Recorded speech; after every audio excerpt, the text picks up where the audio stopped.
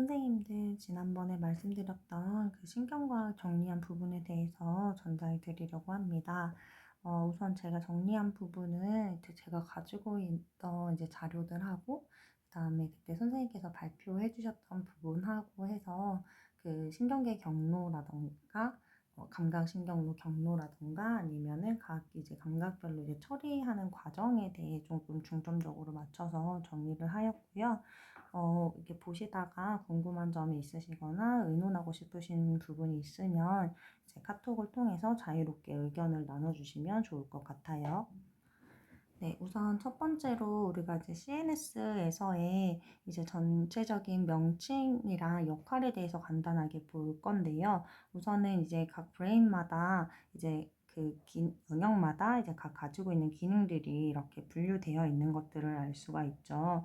대표적으로 뭐 프론탈 롭 같은 경우에는 이제 모터 컨트롤이라던가 아니면 플래닝, 그다음에 뭐 문제 해결적인 부분이라던가 또 이제 파리에탈 롭 같은 경우에는 이제 최상 감각 시스템이 해당하는 영역이기 때문에 터치랑 뭐 프레셔, 그다음에 이제 바디 어웨어니스에 관한 부분이 있고요.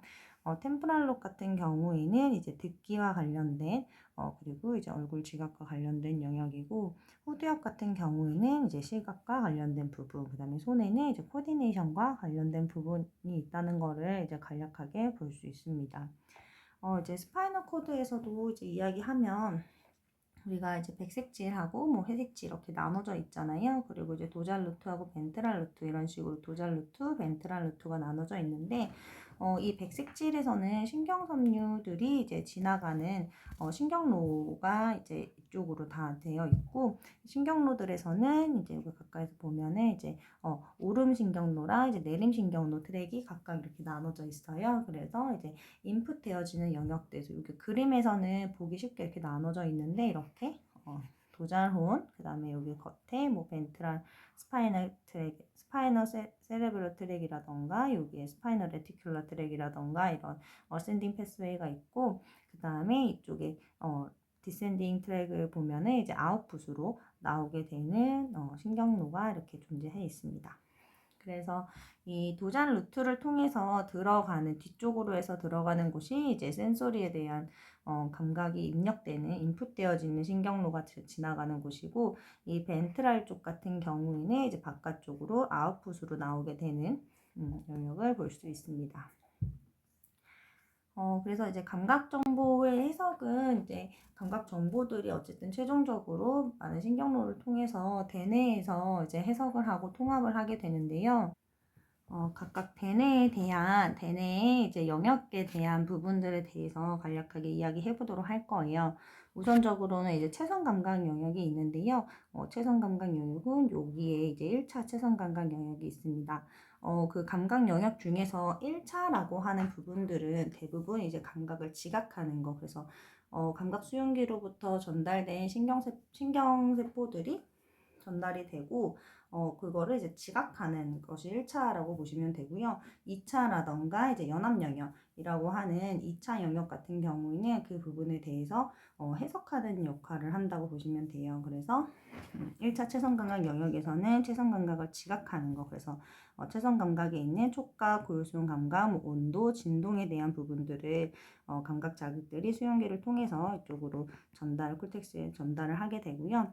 2차 체선 감각 영역 같은 경우는 여기 부분이 2차 체선 감각 영역이라고 볼 수 있어요. 이곳에서는 체선 감각에 대해서 해석하는 것들, 그래서 구별하거나 위치에 대해서 이제 자각하거나 하는 부분들이고요. 체선 감각 연합 영역 같은 경우에는 여기 이제 전체적으로 연합 영역이라고 이야기를 하게 되는데요. 여기에서도 전체적인 해석을 이야기를 해요. 여기서는 이제 협응, 통화, 그 다음에 입체인지, 서화 감각과 관련된 부분들을 이제 담당을 하게 됩니다. 그리고 이제 1차 운동 영역하고 보조 운동 영역, 운동 앞구역에 대해서 이제 이야기를 해볼 건데요. 이제 1차 운동 영역 같은 경우에는 여기가 이제 1차 운동 영역을 말을 해요. 1차 운동 영역에서는 이제 수의적인 운동을 생성을 하게 되는데, 유일하게 이제 출력되는 부위라고 해요. 그래서 어떠한 감각 신경로든 어쨌든 여기로 이제 1차 운동 영역으로 최종적으로는 전달이 되고 여기에서 이제 중뇌를 통해서 이제 척수로 이제 운동을 이제 아웃풋하게 되는 유일하게 출력하는 부위라고 볼 수 있습니다. 그리고 이제 보조 운동 영역은 여기 이 연합 영역에서 운동 연합 영역에서도 이제 이 윗부분에 해당이 되는데요. 이곳에서는 자동적인 움직임에 대해서 하는 거예요.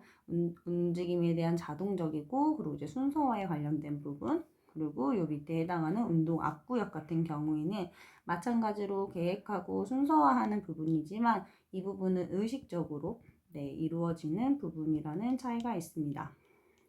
그리고 이제 이마 앞 영역이라고 하는 부위는요. 이마 앞 영역은 이제 이쪽 부분을 프리프론탈 콜텍스를 이제 이야기를 해요.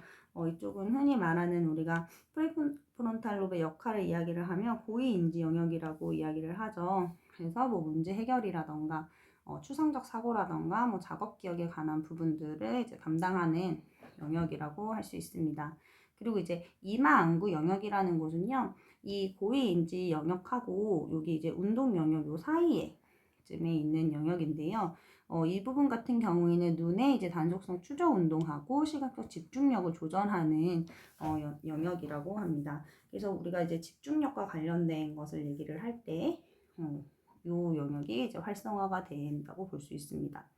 그리고 이제 브로카 영역 같은 경우에는 여기에 이제 해당이 되어 있는데 여기는 이제 언어적인 부분에 대해서 이제 표현하는 거, 운동성으로 나오는 말하기에 해당이 되고요.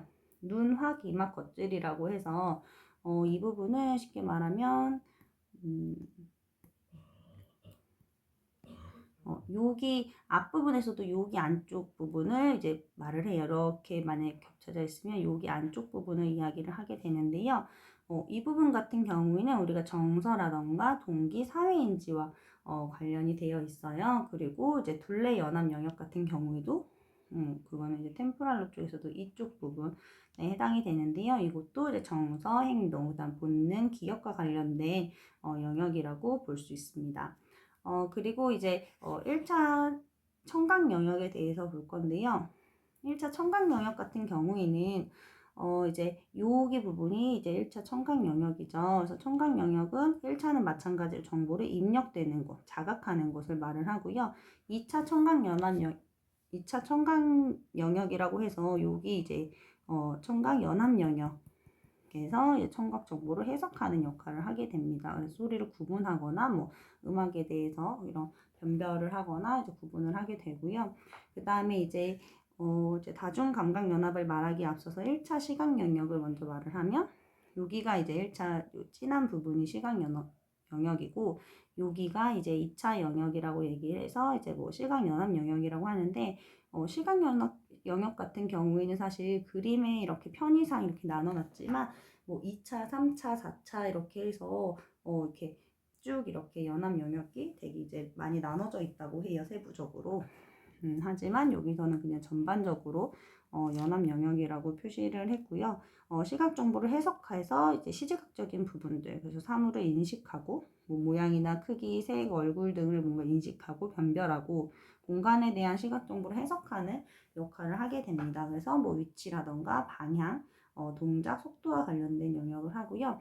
이 다중 감각 연합 영역이라는 거는 여기 템포랄 쪽에서 여기 부분에 해당이 돼요. 그래서 우리가 이제 일반적으로 청각 자극하고 청각에서 들어오는 연합 영역에서의 감각하고 1차 시각 영역, 2차 시각 영역에서 들어오는 정보들이 계속 통합되는 거예요. 그래서 시각하고 청각이 정보가 통합되는 곳이 이제 다중 감각 연합 영역이 되겠습니다.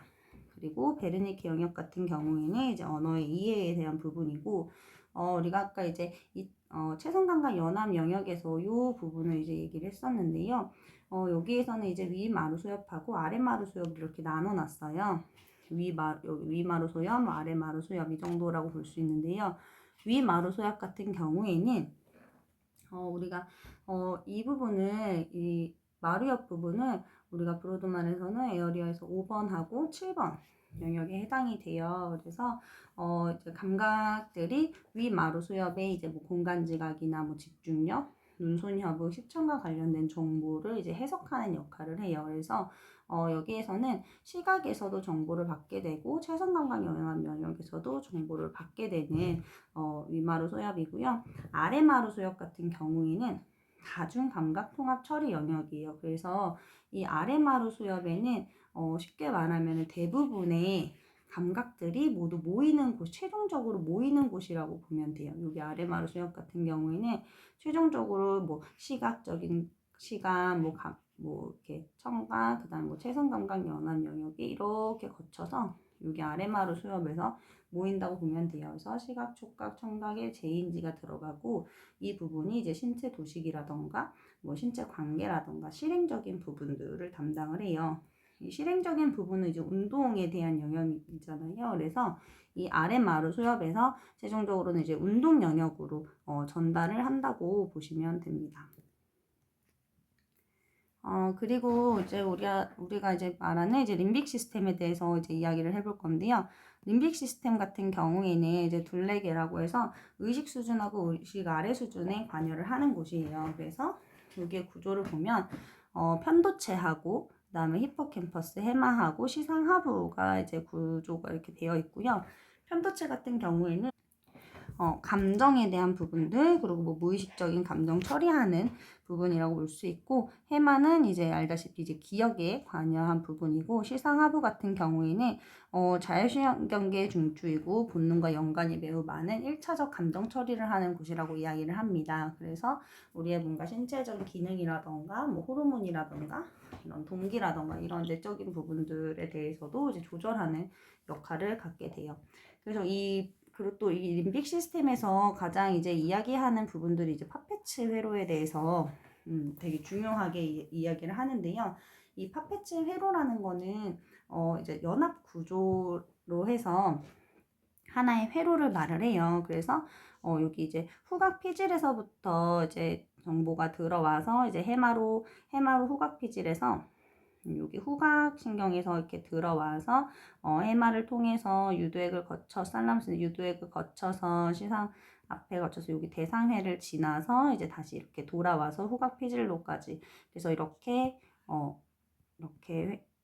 이런 식으로 이제 경로가 이제 지나가게 되는데요.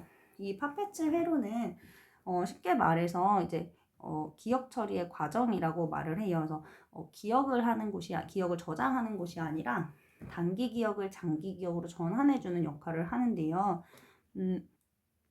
우리가 이 파페츠 회로를 왜 중요하게 이제 많이들 이야기하고 중요하게 이야기를 하는 이유는 이 파페츠 회로에서의 말하는 이제 기억들과 이런 이제 뭐 편도체와 이런 부분들이 변형기가 가까이 있으면서 정서적인 부분하고도 밀접하게 연관이 되어 있고 이런 부분들은 추후에 이제 뭐 전전두엽이라던가 뭐 편도체라던가 뭐 시각, 청각, 체성감각 연합 영역으로도 이 정보들이 이렇게 저장된 정보들이 전달을 하게 되거든요. 그러면서 이제 나오게 되는데 우리가 일반적으로 말하는 뭐 실행이라던가 이런 여러 가지 부분들 그리고 이제 감각 경험들이나 이런 부분들이 이제 능숙하거나 적응 반응을 이끌어내는 거에서 가장 중요한 게 이 장기 기억이에요. 그래서 우리가 아이들 중에 이러한 부분들에 이렇게 연합 구조로서 이 회로에서 어느 한 부분이라도 제대로 이제 잘 촉진되어 있거나 발달을 잘 하고 미성숙하다면 이러한 이제 장기 기억을 처리하는 이 과정에 대해서 오류가 범해지게 되겠죠. 그로 인해서 뭐 실행이라던가 뭐 운동 계획하는 부분들 그리고 아이들이 뭔가 익숙해지고 적응 반응이 되어지는 부분들이 감각에 대해서 뭐 긍정적인 기억이든 뭐 부정적인 기억이든 이러한 부분들이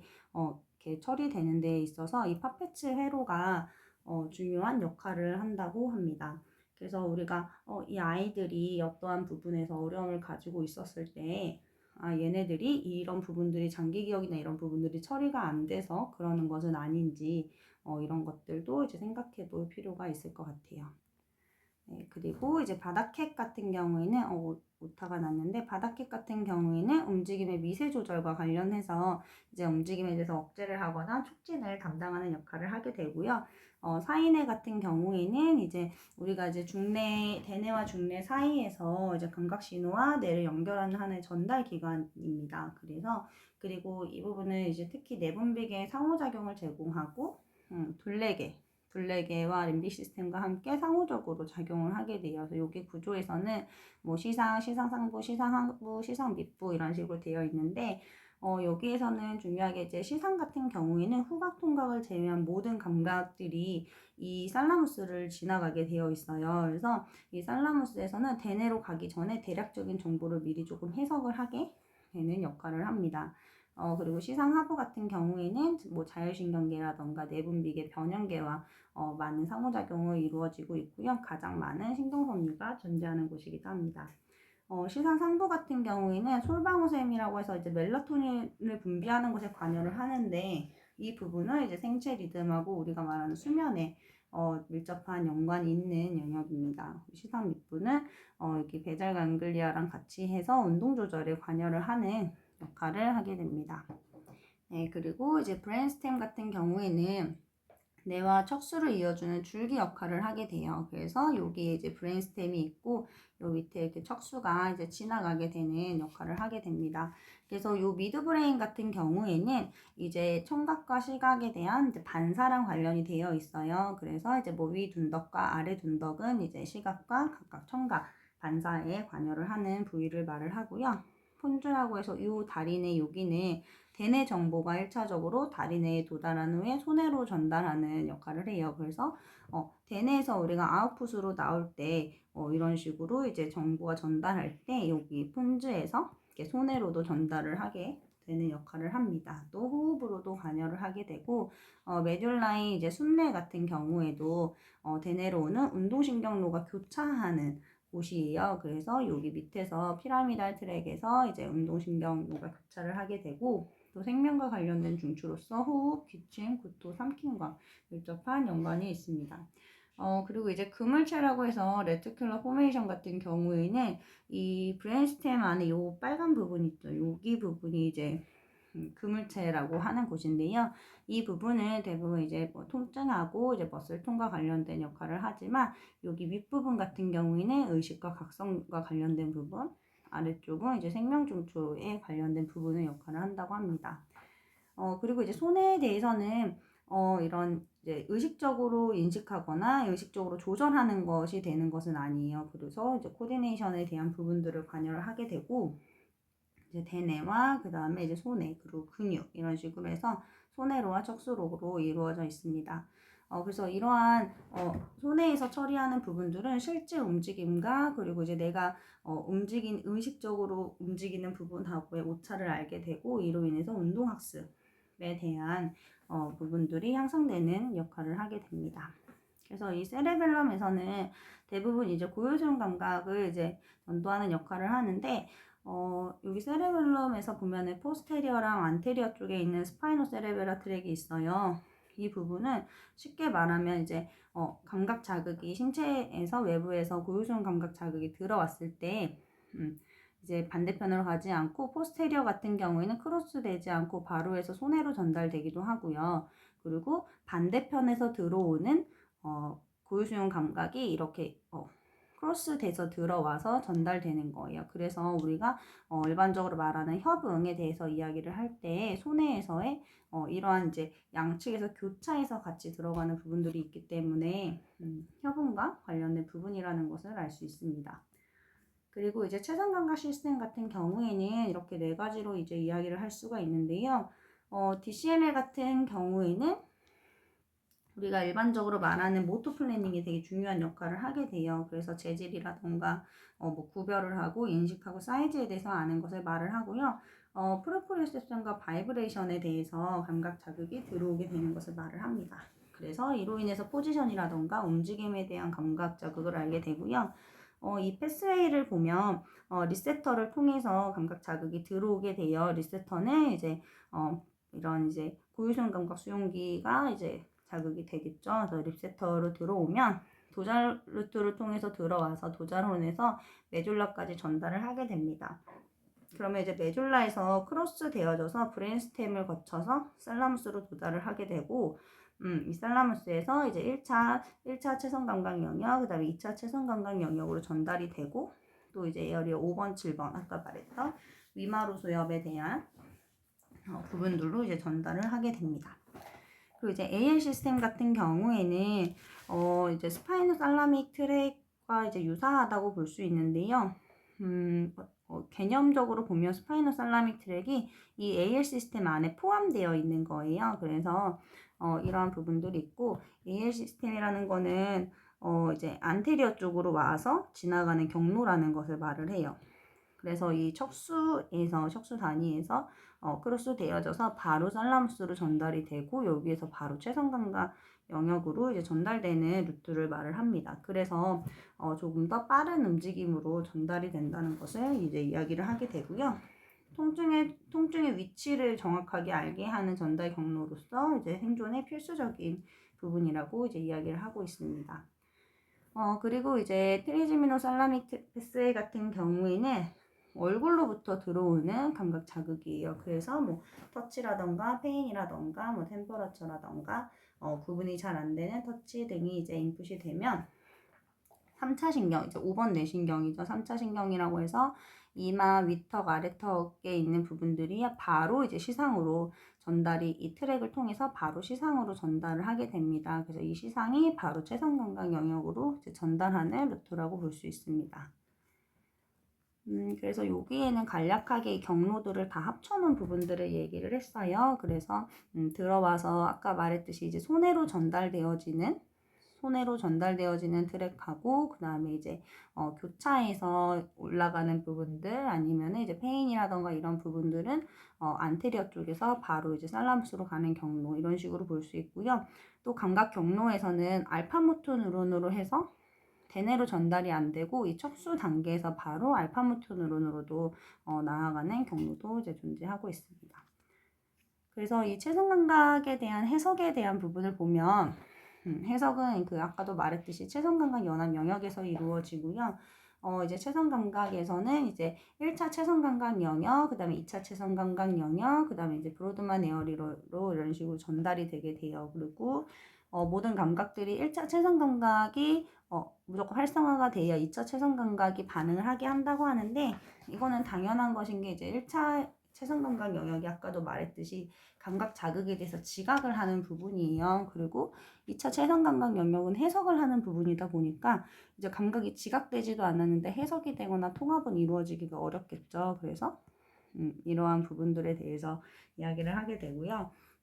이 감각 영역들을 보면 1차 체성 감각 영역에 대해서는 이제 1차 체성 감각 영역하고, 그 다음에 브로드만 에어리어 3번, 1번, 2번 이런 식으로 역할이 들어가게 되는데요. 이 부위마다도 이제 2번하고 이제 3A 같은 경우에는 고유수용 감각 정보가 들어오는 곳, 그리고 3B와 1번 같은 경우에는 이제 텍타일에 대한 촉각 정보가 들어오는 이제 체성 감각 영역이라고 할 수 있습니다. 그래서 이 3A로 들어오는 거는 시상에서 많은 입력을 받지만 촉각과 달리 공간에서의 신체 위치와 관련이 있는 영역이에요. 그래서 GTO나 머슬 스피드들에 대한 정보를 받는 곳이기 때문에 신체 위치와 관련된 영역이고, 또 이제 3B 같은 경우에는 체성 감각에만 반응하기 때문에 이제 1차 체성 감각 영역으로 이제 간주를 하게 됩니다. 그리고 이제 2차 체성 감각 영역 같은 경우에는 아까도 말했듯이 감각 연합 영역을 이제 해석하는 부위라고 이야기를 해요. 그리고 에어리어 43번 같은 경우에는 미각 피지를 이야기를 하는데요. 맛 같은 경우에는 이게 맛만 그런 것이 아니라 이제 통증에 대한 감정적인 반응과 관련된 부위라고 합니다. 그래서 요 부위도 있고요. 그리고 이제 2차 체성 감각 영역 같은 경우에는 이제 살라무스하고 그 다음에 1차 체성 감각에서 정보를 받아서 반응을 하게 되고요. 이러한 부분들은 아까 말했던 감각 자극에서도 또 파페츠 에러나 이런 것들과 관련해서도 메모리와 관련된 부분들, 그래서 물건의 감촉에 대한 기억이라던가 이러한 부분들도 이제 영향을 주게 됩니다. 그리고 이제 에어리어 5번, 7번 같은 경우에는 아까도 말했듯이 이제 5번, 7번이 여기 부분이에요. 위마루 수엽에 해당하는 부분인데 이 부분들은 이제 주의 집중과 관련이 깊어요. 그래서 에어리어 5번 같은 경우에는 촉각과 고유수용 감각, 에어리어 7번 같은 경우에는 이제 체성 감각과 이제 시각 입력적인 부분들 해서 이제 감각 영역들이 이곳에서 모여서 이제 통합되어지는 움직임을 나타냅니다. 그래서 여기에서 이제 전반적인 체성 감각에 대한 도식도로 이렇게 정리가 되어 있는 부분인데요. 이게 어떤 이야기냐면 살람수를 통해서 이제 정보가 전달이 되어져서 이제 감각 자극들이 인풋이 돼서 살람수를 거쳐서 각각 이제 피질들로 연한 영역들로 전달이 되잖아요. 그래서 여기에서 이제 뭐 3번, 1번, 2번으로 전달된 감각들이 각각 이제 2차 체성 감각 영역으로 전달되는 것도 있고 또 이제 파리엔탈에서 있는 5번, 7번 에어리어로 전달되는 위마루 수업으로 전달되는 것들이 있어요. 그래서 이 위마루 수업에서 전달되어지는 것들은 이렇게 아랫마루 수업을 거쳐서 나중에 이제 모토와 관련된 프리모토와 관련된 부분으로 해서 전달을 하게 되고요. 그리고 이제 2차 체성 감각 연합 영역에서는 이제 아미그달라랑 이제 히포캠퍼스로 이제 전달을 하게 됩니다. 그래서 이곳에서의 느껴지는 또 체성 감각이라던가 여러 가지 감각 자극들이 또 이러한 뭐 파페치에로에 관련된 부분들, 기억이라던가 정서 이런 조절하는 것과 관련된 부분 영역으로 이제 전달을 하게 됩니다. 그리고 여기 아래 부분은 한 번씩 읽어보시면 좋을 것 같아요. 그래서 신경 섬유들이 뭐 이렇게 느리게 적응하는 것들, 뭐 빠르게 적응하는 것들, 그 감각 자극들마다의 이러한 종류들이 나와 있고요. 이거는 이제 한 번씩 보시면 좋을 것 같아요. 그리고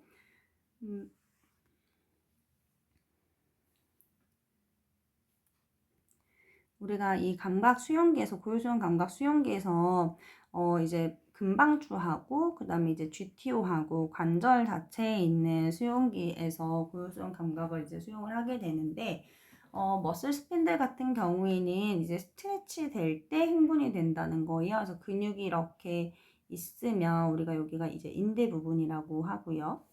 여기가 이제 근섬유라고 하면 스트레치가 된다는 거는 여기 근육 자체가 늘어나는 거. 우리가 말 그대로 뭐 손목을 뒤로 쭉 젖혀서 스트레칭을 한다던가 했을 때 이 근육이 늘어나는 부분들을 말을 하고 이랬을 때 이제 정보가 전달되는 것들. 그리고 1차 감각신경세포 같은 경우에는 이제 근육이 늘어날 때 반응을 하게 되는데 2차 감각세포 같은 경우에는 근육이 이제 과도하게 많이 늘어날 때 이제 활성화가 되는 감각 반응이에요. 그리고 이제 GTO 같은 경우에는 이제 근육의 강도에 대한 부분인데요.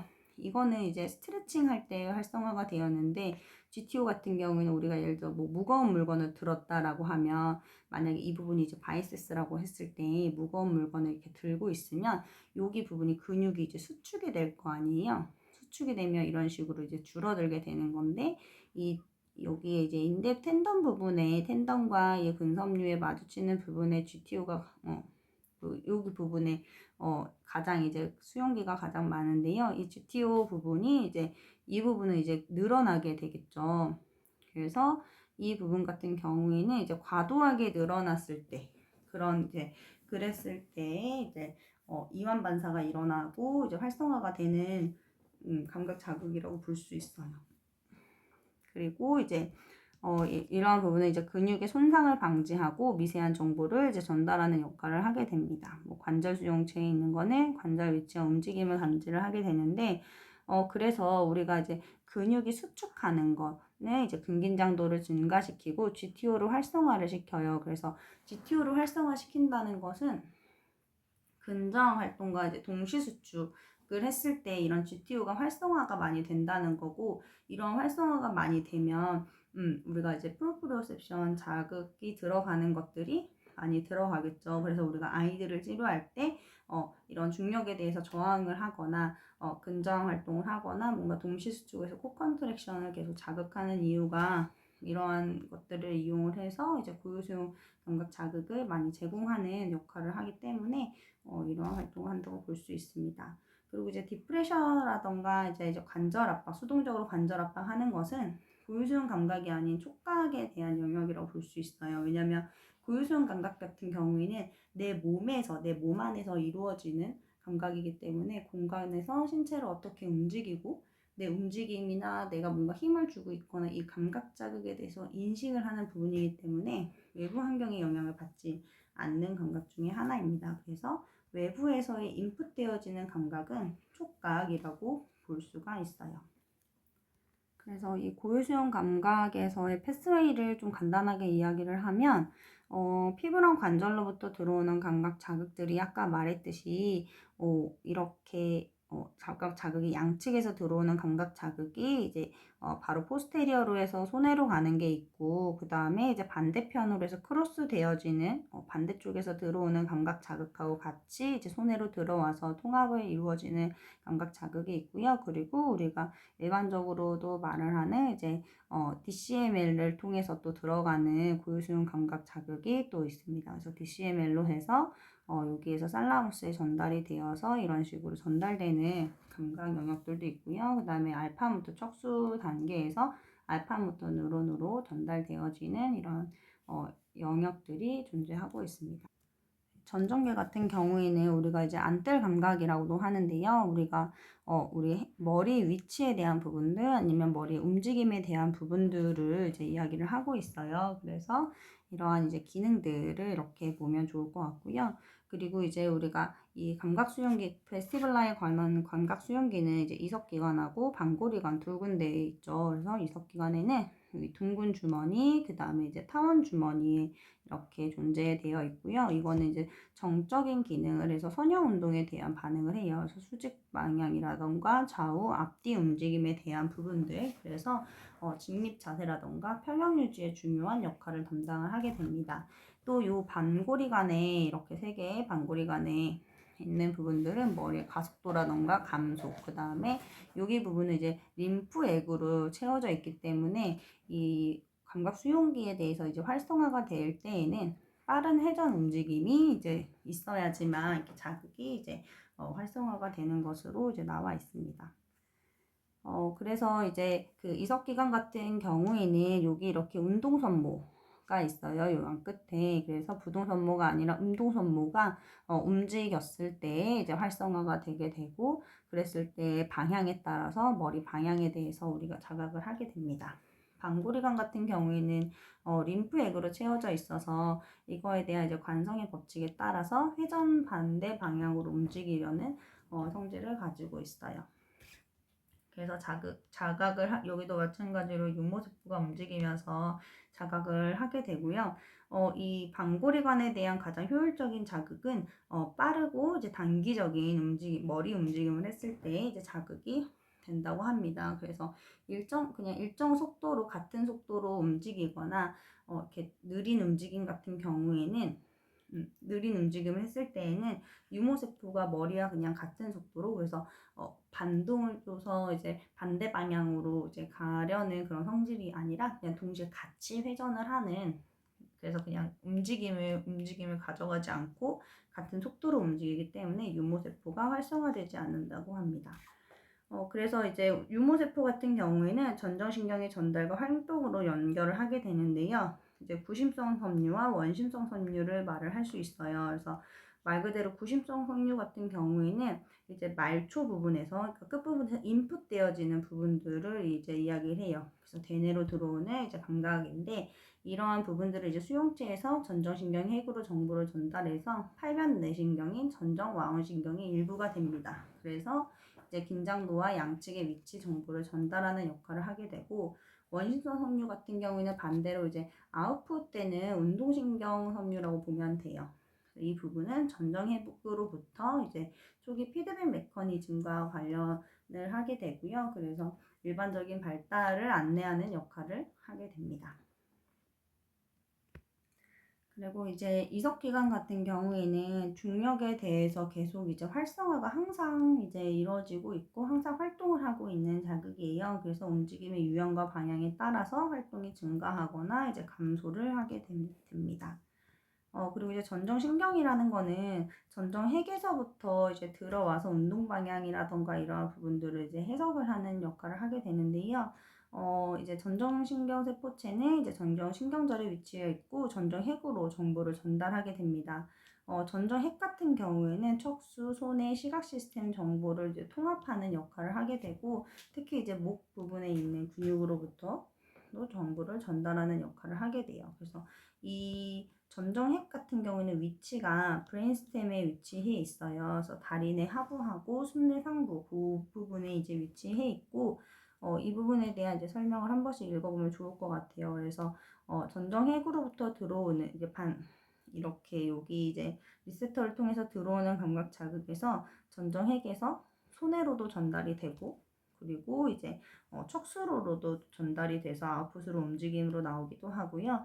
또 이제 여기에 있는 이게 세 가지의 동안신경 핵으로 전달이 돼서 이제 3번 신경, 4번 신경, 6번 신경으로 전달을 해서 이 부분을 이제 6개 우리가 이제 안구 움직임을 가져가는 눈돌림 근육으로 전달을 해서 이 부분을 조절을 하게 되는 거예요. 그래서 전전 동안신경이라고 하는 이러한 부분들을 촉진을 하게 되고, 또 일부는 이제 살라무스를 통해서 체성 감각 영역으로 이제 전달을 하는 역할을 하게 됩니다. 그래서 이게 이 전정핵에서 많은 이제 경로들로 전달을 하게 되는데, 전정계에서 광범위하게 연결하는 많은 신경섬유가 나오기 때문에, 또 이거는 이제 뭐 순서대로가 발생하는 게 아니라 동시적으로, 동시다발적으로 처리되는 영역이에요. 그래서 이렇게 이제 전정계를 자극하는 것만으로도 많은 이제 뇌의 많은 부분들이 활성화가 된다는 것을 알 수가 있습니다. 그래서 패스웨이 같은 경우에는 여기 이렇게 뭐 방구리관에 들어와서 브레인스템에 있는 전정핵에서 이제 뭐 전정 척수로로 가고 살라무스로 가고 콜텍스로 가고 이렇게 다양하게 이야기를 했는데요. 이제 이 전정 척수로에서도 가쪽 척수로에서 해당하는 영역하고 내측 전정 척수로하고의 역할이 조금씩은 달라요. 그래서 가쪽 전정 척수로 같은 경우에는 이석기관에 있는 타원 주머니에서 인풋이 되어져요. 그래서 이 부분 같은 경우에는 같은 쪽에 있는 어퍼 트렁크하고 이제 상지 부분에 대한 이제 움직임을 조절을 하게 되고, 또 이 부분은 이제 근긴장도와 자세 조절을 관련하는 내림신경로로 이제 전달을 하게 됩니다. 또 이제 내측 전정 척수로 같은 경우에는 균형이라던가 코 컨트랙션, 자세 유지와 관련된 부분에 내림신경로로 전부를 전달하게 되고요. 이 감각 자극 같은 경우에는 이제 방골이관에서 회전 자극에 대해서 이제 인풋되어지는 것들을 얘기를 해요. 그래서 이제 방골이관에서 인풋되어지는 것들은 이제 균형이라던가 이런 평형 유지 반응에 밀접한 연관을 가지고 있고, 또 이 부분 같은 경우에는 손해라던가 피부, 관절, 고유수용기에서 정보를 받아서 머리에 일정한 자세를 우리가 유지하게 하는 라이팅 리액션과 관련된 부분들을 이제 담당을 하고 있습니다. 그래서 이제 콜텍스 영역에서 3A하고 이제 2V라고 해서 베스티뷸라 영역으로 이제 담당하고 있다는 것을 알 수가 있고요.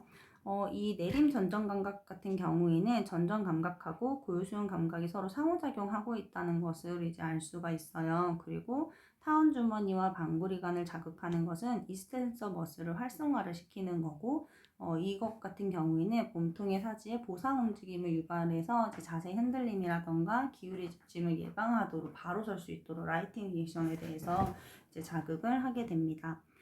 그리고 이제 수용체에 따른 아까도 말했듯이 자세 반응 종류에 이제 차이가 있다는 것을 이제 알 수 있고요. 그래서 이제 긴장성 자세를 촉진하거나 반응 지원이 목표일 때에는 타원 주머니 자극 활동, 그래서 선형 운동 같은 것들을 제공해 줄 수 있고, 단계적이거나 일시적인 자세 반응을 사용하는 것이 목표일 때에는 방구리관을 자극 활동하는 이제 일시적이고 빠른 회전 움직임에 대해서 이제 제공할 수 있습니다. 전정 안구 운동 같은 경우에는 우리가 머리가 움직일 때 전정 안뜰 반사가 활성화가 되어서 머리나 몸이 움직여도 시야가 안정적으로 유지되는 것을 이제 말을 하는데요. 이것에 대해서 이제 전정 동안신경이라던가 이러한 부분들을 전정계 통합 기능을 우리가 측정을 할 때는 이제 니스타그무스 검사를 하게 돼요. 그래서 이 니스타그무스 검사를 볼 때에는 이게 그 자극이 이제 빨리 멈추거나 아니면 불규칙적이거나 아니면 나타나지 않는 경우에는 전정액이 적절하게 자극을 받지 못한다는 것을 의미해요. 그래서 이게 자극이 들어오지만 제대로 촉진되지는 못하는구나 라는 것을 알 수가 있고, 너무 오래 지속되는 경우에는 전정 자극에 되게 과민하게 반응한다는 것을 의미를 하고, 이 부분을 이제 억제하는 것에 어려움이 있구나라는 것을 이제 알 수가 있습니다. 청각계 같은 경우에는 이제 소리가 우리가 웨이도를 통해서 뭐 고막 이소골로 들어와서 이제 코르티 기관에서 또 전정 와우 신경으로 전달이 되고, 와우 핵에서도 이제 반대쪽 이제 미드브레인 쪽에 있는 곳에서 이제 반대쪽 상올리브 핵으로 교차를 하면서 이제 전달을 하게 돼요. 그래서 이제 중내 덮개에서 전달을 해서 시상의 내층 무릎팩으로 전달을 하고, 청각 부채살을 거쳐서 1차 청각 피질 영역하고 이제 2차 청각 피질 영역으로 전달이 되게 됩니다. 그래서 이 미드브레인에 있는 상올리브 핵에서는 소리를 구별하고 정보를 내보내고요. 그리고 이제 시각 정보와 같이 통합된 반응을 하게 됩니다. 그리고 이제 중내 덮개 같은 경우는 양측의 청각 정보를 이제 처리하는 통합하는 역할을 하는데, 우리가 귀도 이제 두 개의 신체 부위가 있잖아요. 그래서 이 두 개의 신체 부위가 있다는 거는 전정기관도 마찬가지고 시각도 마찬가지고, 이 오른쪽에서 들어오는 감각 자극하고 왼쪽에서 들어오는 감각 자극이 또 교차해서 처리해서 같이 통합되어져서 보여지는 부분을 해요. 그래서 이런 부분들은 소리를 구별하기도 하고 양측이 서로 통합되어지는 부분들에 관여를 한다고 볼 수 있습니다. 그래서 각각 이러한 이제 뭐 브로카 영역이라던가 이제 베르니케 영역으로 전달되어지는 이러한 부분들을 가지고 있고요. 넘어가서 이제 비주얼 시스템 같은 경우에는 망막에 있는 시신경으로 이제 정보가 전달이 되어서 시신경을 통해서 시신경 교차가 이루어지고, 교차를 해서 이제 시상의 가쪽 무릎팩과 시각 부채살을 지나서 이제 1차 시각 영역으로 전달을 하게 돼요. 그래서 이 시각 정보 같은 경우에는 특히 이제 임시 22주면은 완성이 된다고 합니다. 그래서 또 이러한 시각 같은 경우에는 특히 우리가 인간의 감각 수용기에 이제 70% 정도가 시각에 집중되어 있고 통합되어 있다고 하는데, 그만큼 의존을 많이 하고 있고, 이제 임시 22주부터 완성되었다는 것은 그만큼 이제 시냅스 형성이 활발하게 많이 복잡하게 이루어져 있다는 것을 이제 이야기할 수 있어요. 그래서 굉장히 중요한 역할을 가져가게 됩니다.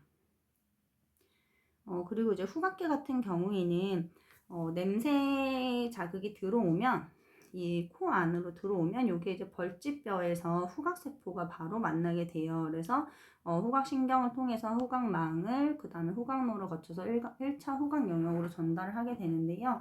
이 후각신경 같은 경우에는 유일하게 시상을 거치지 않고 바로 대뇌 겉질로 이동하는 역할을 하게 됩니다. 그리고 이 냄새 같은 경우에는 아까 그 파페치에로도 후각 피질에서 이제 활성화가 되어서 이제 그 기능을 가져갔잖아요. 그래서 이 부분은 이제 감정이라던가 동기부여, 기억 등에 관여하는 역할을 하게 됩니다.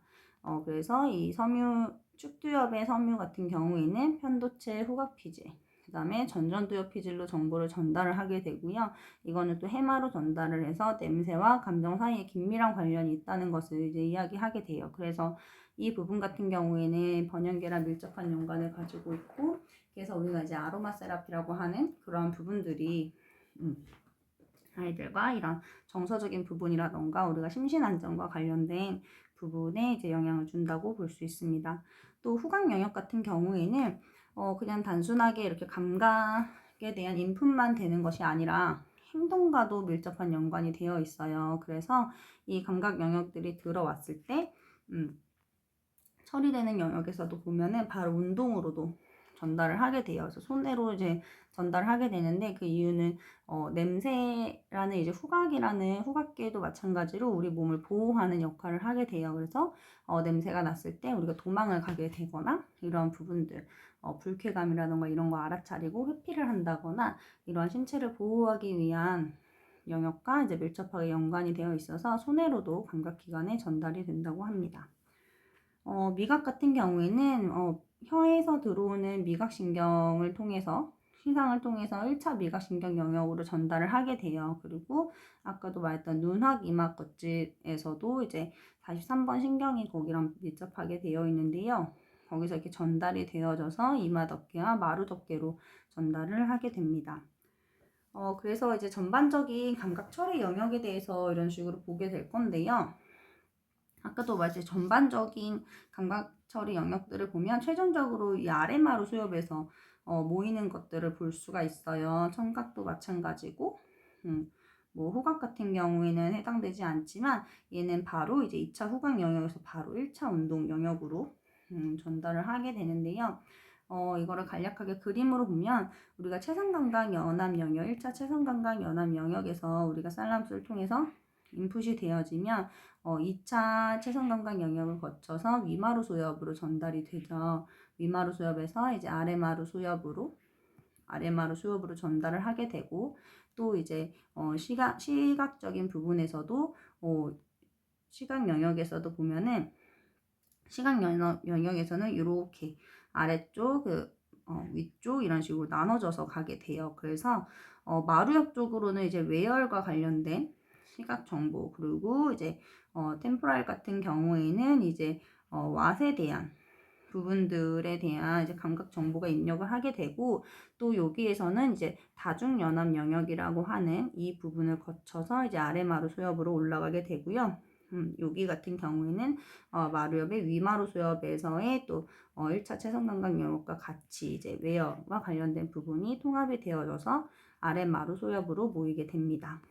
또 이제 전정계도 마찬가지고, 우리가 또 전정계도 체성감각 연합 영역을 통해서 들어오게 되고요. 또 이제 청각 같은 경우에도 이제 여기 청각 연합 영역에서 이제 베르니케이의 영역으로 가기도 하고, 다중 연합 영역에서 이제 같이 시각 정보하고 통합이 되어져서 아레마루 소엽으로 전달을 하게 됩니다. 그래서 이 아레마루 소엽으로 전달을 하기 이렇게 여기에서 아랫마루 수엽으로 해서 감각 자극들은, 센소리 자극들은 이제 이런 식으로 모인다고 보면 되고요. 그 다음에 이제 운동 영역으로 보게 되면 이렇게 볼 수 있어요. 우리가 처리되어지는 영역들을 보면 우선은 이 이마 앞 영역, 여기 우리가 이제 이마 앞 영역이라고 이제 이야기를 하죠. 그래서 이 둘레 연합 영역하고 이 고위 인지에 해당하는, 또 정서 인지와 해당하는 이 부분에서 이제 보조 운동 영역으로 이제 전달을 하게 돼요.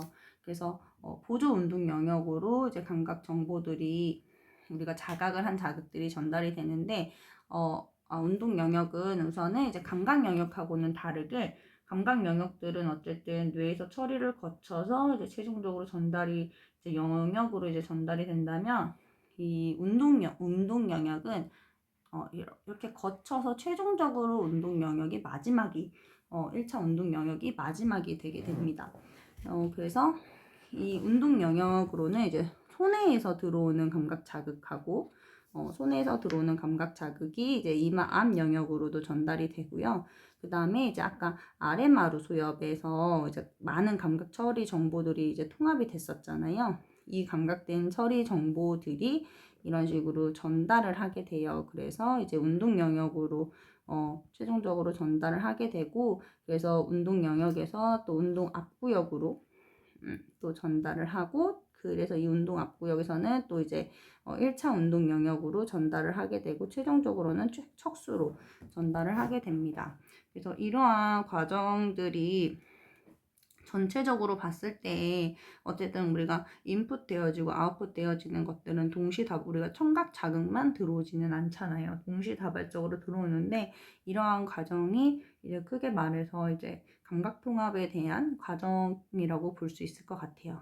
그래서 이 포스테리어 요 영역에서 들어온 감각 자극들, 그리고 이제 1차하고 2차 체성 감각끼리 또 주고받는 감각 자극들, 그 다음에 각각의 감각들이 통합되어지는 부분들에서 자극들이 들어왔을 때 또 1차 운동신경 영역에서도 이 살라무스에서 또 이제 연합이 되게 됩니다. 살라무스와 또 이제 베이젤 강글리아에 대한 부분들, 그리고 이제 손에 이런 식으로 또 이 안에서도 회전된 움직임을 갖게 되고, 그럼 이 영역이 이제 우리가 말하는 모토 플래닝과 관련된, 모토 이제 학습과 관련된 학습과 관련된 부분이라고 볼 수 있어요. 피드백에 대한 부분들, 그래서 이러한 부분들의 또 통합을 거쳐서 이제 아웃풋으로 이제 나오게 된다고 볼 수 있습니다. 그래서 이제 제가 준비한 부분은 여기까지고요. 이 영역에 대한 절차를 봤을 때 좀 이해 안 가는 부분이 있거나 하면 이렇게 단톡방으로 통해서 이제 이야기를 전달하면 좋을 것 같아요. 네, 이상으로 마치도록 하겠습니다.